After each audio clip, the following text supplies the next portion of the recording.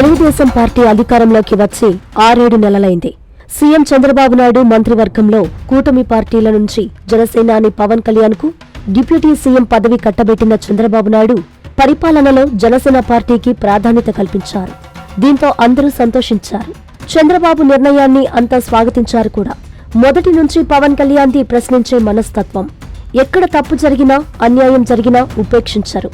Deputy సీఎంగా కూటమి ప్రభుత్వంలో ఉండగానే ఆయన మొదటిసారి సోషల్ మీడియాలో జరుగుతున్న వ్యక్తిగత హననంపై గలం విప్పారు. తానే హోంమంత్రినై ఉంటే ఒక్కొక్కరి అంతు చూసేవాడినంటూ ఓ సభలో పవన్ తన అసహనాన్ని వ్యక్తం చేయడం ప్రస్తుతం రాష్ట్రంలో రాజకీయ మార్పులకు కారణమైంది. దీంతో గతంలో చంద్రబాబు నాయుడు, లోకేష్ తో పాటు నారా భువనేశ్వరి, పవన్ కళ్యాణ్, ఇతర నేతలపై సోషల్ మీడియాలో వ్యక్తిగత దూషణలకు పాల్పడ్డ వారిపై కేసులు పెట్టారు. కొందరిని జైలుకు పంపారు. కేసుల మీద కేసులు పెట్టి బెయిల్ కూడా దొరకకుండా చేశారు. అలాగే కాకినాడ పోర్టు నుంచి అక్రమంగా తరలి వెళ్తున్న రేషన్ బియ్యం మాఫియాపై పవన్ కొరడా జరిపించారు. ఓ షిప్ను కూడా సీజ్ చేశారు.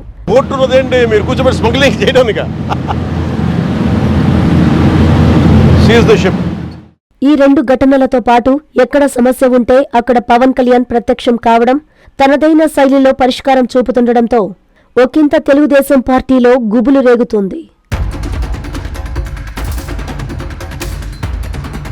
పవన్ కళ్యాణ్ బలపడితే భవిష్యత్తులో తెలుగుదేశం పార్టీ మనుగడ ఏంటి అనే ప్రశ్న ఉత్పన్నమవుతుంది.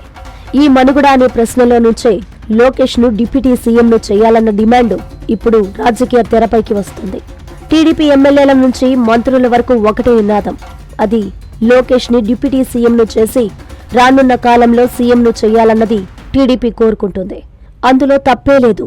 ఎందుకంటే ఎన్నికల్లో పొత్తులనేవి రాజకీయ లబ్ధి కోసం, గెలుపు కోసమే. అది జగమెరిగిన సత్యం. కూటమి ప్రభుత్వంలో ఏ పార్టీ నేతకు ఎలాంటి ముఖ్యమైన పదవి కట్టబెట్టినా అది మరో సార్వత్రిక ఎన్నికల వరకే. అప్పటి వరకు వారి మధ్య మనస్పర్ధలు లేకుండా ఉంటే కలిసి మరోసారి పోటీ చేస్తారు, లేదా మరో పార్టీతో పొత్తు పెట్టుకోవడమో, ఒంటరిగా పోటీ చేయడమో జరుగుతుంది. కానీ ప్రస్తుతం ఆంధ్రప్రదేశ్ రాజకీయాలు అలా లేవు.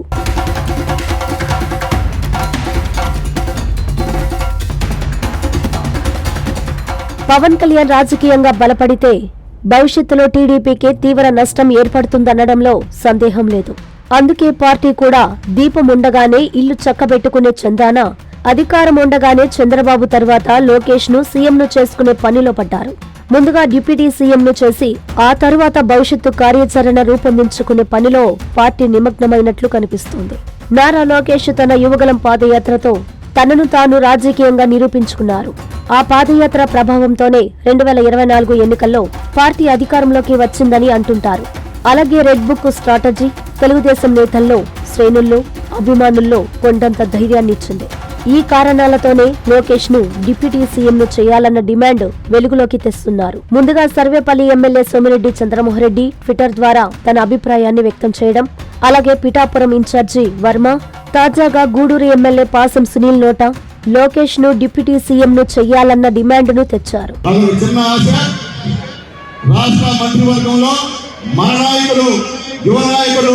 పాదయాత్రలో పేద ప్రజల కష్టాలు తెలుసుకున్నటువంటి నారా లోకేష్ గారికి ఉప ముఖ్యమంత్రి పదవి ఇవ్వాలని చెప్పి నా కోరికని మీ ద్వారా ఈ రాష్ట్రంతో తెలియజేస్తున్నానని చెప్పి తెలియజేస్తూ నేను సెలవు తీసుకున్నాను. దీన్ని బట్టి త్వరలోనే లోకేష్ ను డిప్యూటీ సీఎం ను చేయడం ఖాయమనేది అర్థమవుతుంది.